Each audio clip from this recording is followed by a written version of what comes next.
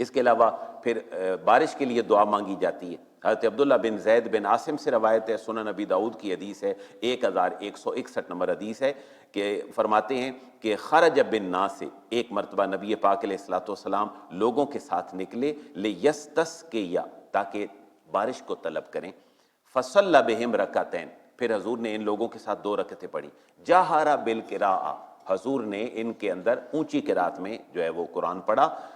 فیہما دونوں رکعتوں میں، وحول رداءہ اور اس کے بعد آقا دو جہاں علیہ الصلوۃ والسلام نے اپنی چادر مبارکہ پھیلا دی، جو بھی چادر آپ کی تھی، جیسے کالی کملی ہمارے ہاں مشہور ہے، حضور کا لقب بھی ہے، آپ نے اپنی چادر مبارکہ بچھائی، اور ورفع یدیہ اور اپنے ہاتھوں کو